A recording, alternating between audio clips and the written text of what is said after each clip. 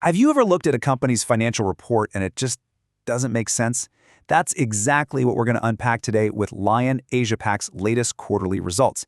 Because on one hand, you see this massive, staggering loss that looks like a total disaster. But on the other hand, you see explosive growth that suggests the company is absolutely on fire. So what's the real story? Is the company sinking or is it soaring? Let's dive in and solve this financial puzzle.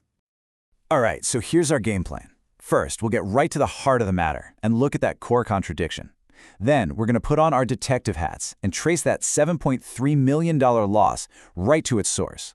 From there, we'll uncover the big business sale that's behind all these numbers, look past that scary headline to see the real performance, and finally, we'll try to figure out what all this means for Lion Asiapac's next chapter. So, let's start with the central mystery. When Lion Asiapac's Q1 2025 results first dropped, they must have given investors some serious whiplash. It was a classic case of good news, bad news, all wrapped up in one single financial statement.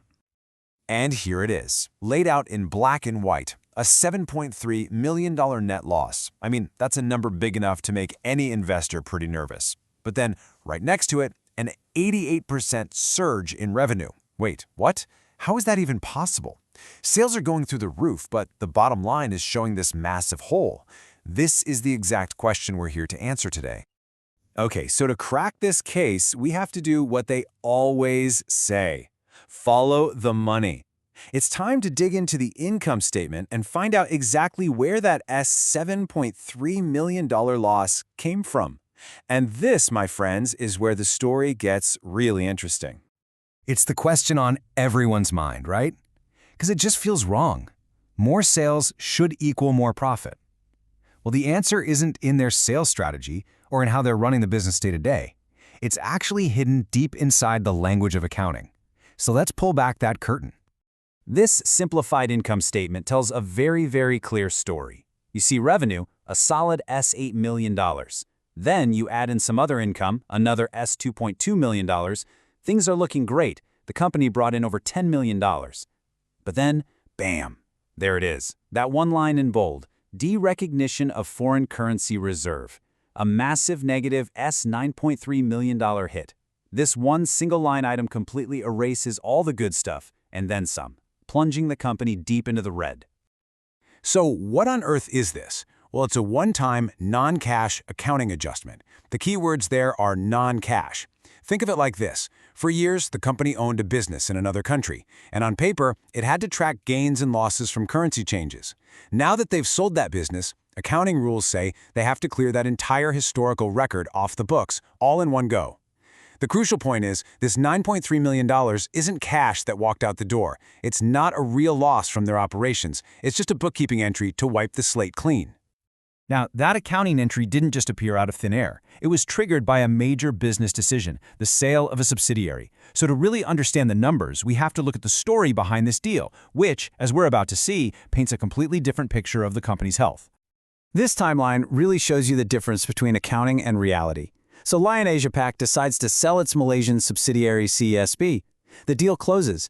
Then the accountants do their thing and record that $9.3 million non-cash charge, creating that scary headline. But here's the kicker, the reality of the deal, right there in step 4.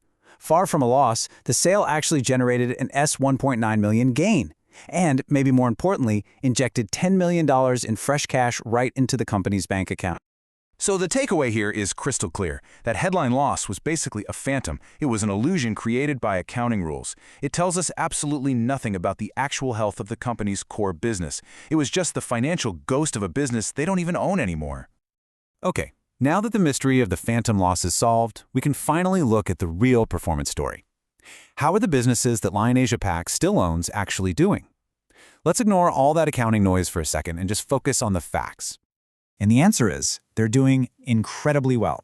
Just look at this. Revenue from their continuing operations jumped from $4.3 million last year all the way up to $8.0 million this year.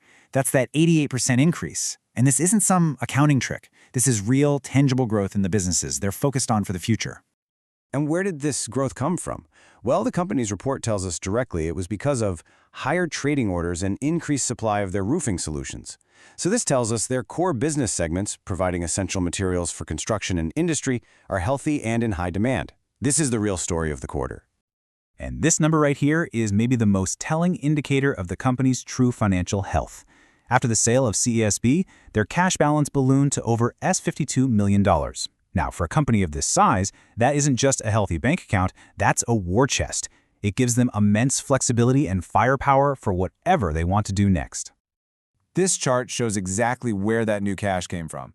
The big chunk, the $10 million, was from that subsidiary sale. But just as importantly, the core business itself kicked in a healthy $600,000 from its own operations. This just confirms everything we found. A profitable core business now supercharged with a massive boost in cash from a smart strategic sale. So we've unraveled the paradox. The big loss was just an accounting echo, while the reality is a story of strong growth and a cash-rich balance sheet. The question now is, what is Lion Asiapac going to do with this newfound strength? The company has laid out a clear four-part strategy. 1. Focus on growing their core businesses, the ones that are already performing so well. 2. Use that $52 million war chest to actively hunt for new investment opportunities. 3. The ultimate goal is, of course, to enhance shareholder value. And 4. They're keeping their feet on the ground, planning to be prudent in what they call an uncertain economic climate. It's a strategy of confident growth, but tempered with caution. And that brings us to our final thought. Lion Asiapac has streamlined its operations, cleaned up its books, and is now sitting on a pile of cash. This paradoxical quarter, with its phantom loss and very real growth, has actually set the stage for a completely new era. So the question now isn't whether the company is in trouble, it's what bold move is it preparing to make next.